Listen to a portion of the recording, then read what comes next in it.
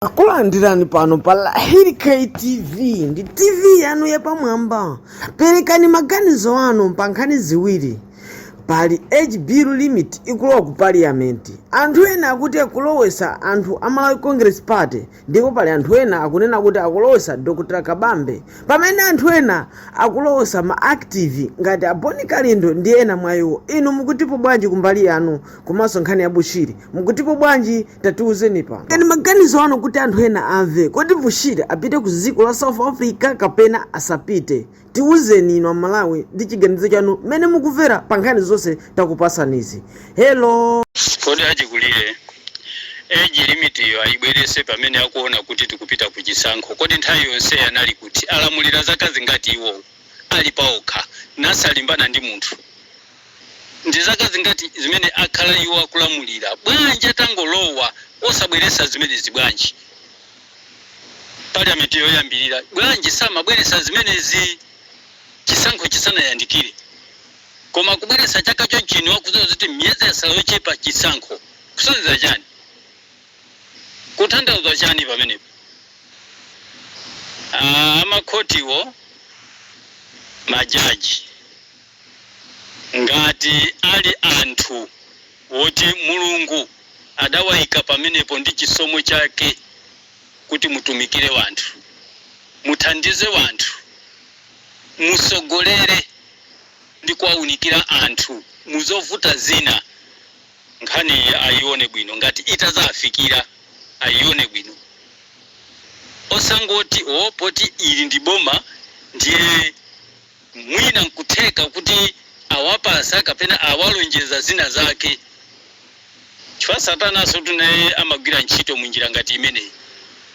Simadema kulephereka wachifukwa chakuti anthu akuonesedwa ndalama. Achinyira pakamwa. Asogolera okhawo achinyira pakamwa. Nde basi akula kuti dikire nthawi ina yake mwakuti Satana wamata pakamwa. Basi anthu otera chocho pa usogoleri sayenera, chifukwa msogoleri amafunika kulimba mtima. Asogolere ndi kuchosa chinthu choyipacho kuti zinthu ziyende bwino. Chifukwa olira ndi anthu amudzi. Olira ndi anthu amene ali m'makampani m'maofesi. Ndi asogoleri ngati akupangiridwa kuti basi no ifeyo ati yayi tidikire kaye zovuta zokha. Ndiye akamabweresa age limit kumapetopeto. Ena ndi mantha ukhawo amenewo, ndi mantha poona kuti mkulu misonkhano yache akuopseza tinunkha.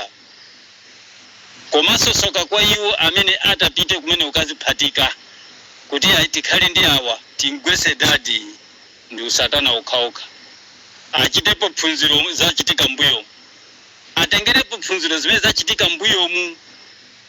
Ndiye ngati asatengere phunziro si anthu ophunzira ayi, koma kufuna udindo malinga ndi mtima onawonso mwina waufiti, osaweruzika, osathandizika.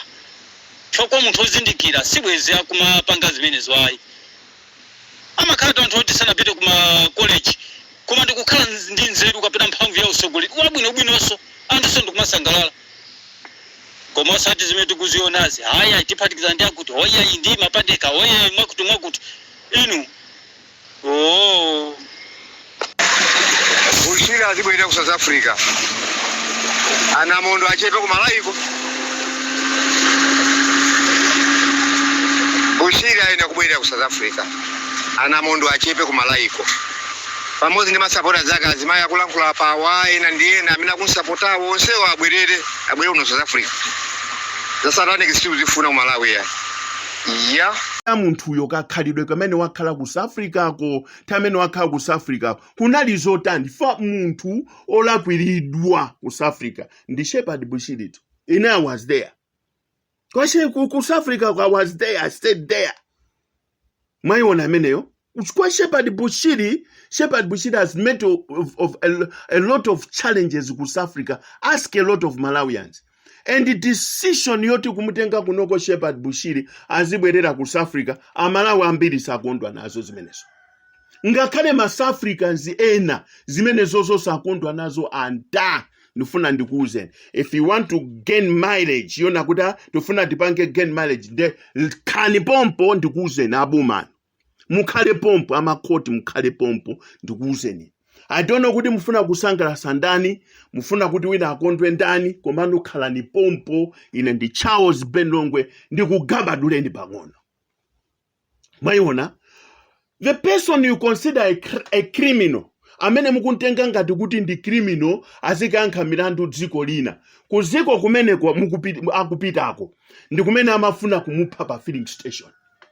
Shepherd Bushiri sadathawe mulandu kuchoka ku South Africa, sibweziso kunoko aliso pa mulandu. Mwina akanapita ukakhala ku America, bwino so kumakakhala ulokwina kwake, kupanga utumiki wake umene kumakakhala. Koma he's been here ndikumachita cooperate pa milandu yomwe ya ku South Africa kumakapezeka ku koti, yomwe ya ku South Africa kumakapezeka ali pamenepo mpaka na tsiku lake ladzoleka ladzanali limene mwamubuza kuna kuti sono azipita ku South Africa munsekere mu ndende. Komano ndifuna ndikuuzeni kuti munthu mwamusekera ku ndendeyo ndi amene zikativuta ndziko muno, kuli njala amatusa ndrama nthumba mwake, ndikumakagula zimanga, ndikumakagawira anthu osauka. Kodi anthu osauka aja amene amapasidwa chimanga, kumapasidwa ndalama kuchokera kwa Shepherd Bushiri, amene mukuyembekezaso kuti akakuvotereni, muwauza zotani za Shepherd Bushiri kuti lero lino mwamusekera mchitokosi munthu uja amene wakhala kuthandiza mphawi ndziko muno? Nthawi ya Cyclone Fred kumwera, pamene boma IMDF analibe ulo helicopter ndziko muno, kumachita kuchitisa manyazi, kumakapempha helicopter kuchoka ku Tanzania, kumapempha helicopter kuchoka ku Zambia, kumapempha ndege kuchoka ku America, yozasakasaka anthu amene apita ndi mazakwirika ndi matope, kumasakasaka mitembo. Bushiri anapanga haya helicopter yache ndziko muno, ndrama za nthumba mwache, ndikumakathandizira kumene kucho. Kodi anthu amene ajawo lero, pamene mwamusekera Shepherd Bushiri, mukuwapasa uthenga wanji onena kuti akumveseseni kuti iniyo ndinu anthu anzeru, mumaganiza bwino, nzeru zanu ndizakuya kwambiri, ndipo inuyo muli perfect, mulibe vuto lina lilonse. Mwauza zotani? Ine ndi Charles Ben Longwe. Alright, tibwerere pang'ono. Ku South Africa kumene mukuntumiza Shepherd Bushiri, pama milandu ma county kandi atatu, mukuti money laundering, fraud, komanso rape. Tatiye tipiteni ku rape. Ife takhala ku South Africa kunko, azimayi ena amene anapangidwa haya kunena kuti azikanena kuti Shepherd Bushiri adawagwirira, anabweranso poyera kuzanena kuti zinali zabodza, ife adatipanga haya kuti timunamizire Shepherd Bushiri kuti adatipanga rape. Kodi nkhani imene munayimva? Shepherd Bushiri mbali yake ukhanga tisimamveka, chifukwa chonena kuti anthu ambiri kuphatikiza aboma mumafuna kuti muzimudyera. Nde mukamudyerajera, ikafika nthawi yokuti mumbwezere zake zija, nde mayamba matukutuku awa. Ndziko muno kulibe mbuli aliyense akudziwa kunena kuti Shepherd Bushiri walitsusapo boma lino kolingana ndi economy imene yagwera ndziko muno. Kungotsutsa boma pa economy pokhapo, Shepherd Bushiri azipita. Nthawi yonse mwakhamu kumusunga, kumangomuteteza milandu postponed. Nde mwaona kuti sopano pamene wayankhirapo zokhuza economy ya dziko lino, monga citizen, monga nzika imene yakhuzidwa ndi imene dziko lino likuyendera, nde mwaganiza kunena kuti mumusekere muchitokosi azibwerera ku South Africa, kumene several times wakhala akupangidwa ambush, wakhala akupangidwa zipongwe, ziwembu pa opening ngati pa filling station, pamene Bushiri amafuna kuphedwa. Nkhani yoti Bushiri wabwera kuno ku Malawi sikuti amathawa mulandu, koma chifukwa choti moyo wake unali at risk, ndi amadziwa kuna kuti ndikapita kwathu kuja ine ndikatetezedwa. Sukulu yakalekale pada alibe magetsi, nditawama sasa kulera ngai magetsi. Pada kekano kuseri kuku ndumanga adi maki ndinayama sasa kulera. Uliwana kuno ena ambela nchito chifukwa cha kulera. Kuno alipo kuno wena alimabaki nkonde ndalama zake sasa kulera. Inatu anopo ndimali kuyankhula pa ine ndayankheko. zinthu zomwe akunena kuti achitapo apapazi ndi zazing'ono kwambiri, komanso osati kuti ndalama zachakwera, koma ndi misonkho yathu ife Amalawi. Tisamapusisidwe kapena kunamizana. Komanso Chakwera ananamiza Amalawi, azagula fetereza mosika mtengo, chimanga chizakhala kuti chikupezeka, komanso fetereza ndi wosika mtengo, komanso chimanga chosika mtengo tizadya patatu kasiku, zonsezo sizikutheka. Katundu angodulisa china chilichonse chokwera mtengo, kodi Amalawi angasangalale? Ndi osamanamiza Amalawi, zimenezo sitikufuna pano kunamizana. Nena chochipa sindikudana ndi amene akuyankhulawa, sindikudana ndi Chakwera, koma ndikudana ndi ulamuliro wa Chakwerawo. Boza osamanamiza Amalawi, kwanirisani malonjezo amene munalonjeza. Ngati afuna kundiyankha wina andiyankha ndiuze moveka bwino zomwe wapanga Chakwera. Kutokozera Amalawi zoona, sitikufuna boza ayi. Boza ifayi, ifala hili KTV, siya chipani china chilichonse, koma tizayima pa chilungamo ndipo sitisekerera chibwana.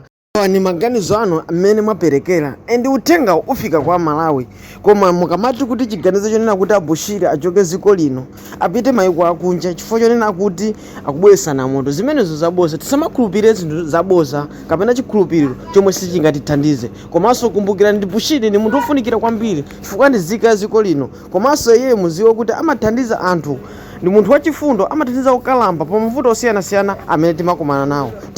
Tifuneni zabwino kuti mulandu wake uthe mosavuta mupanda chinyengo china chilichonse. Ngati kuli kotheka zitere konkuno asapite mayiko akunja. Kuti Bushiri akumanga site yapamwamba, Goshen City muzinda wa Mangochi, zomwe zingathe kutukula dziko lino la Malawi. Komanso amabwera alendo osiyanasiyana dziko lino omwe amatibweresera forex, timapanga mabizinesi yathu. Anthu amene akabwera pomusatira mtumiki wawoyu. Tisayiwale kupanga share, like, komanso subscribe pano pa Lahiri KTV.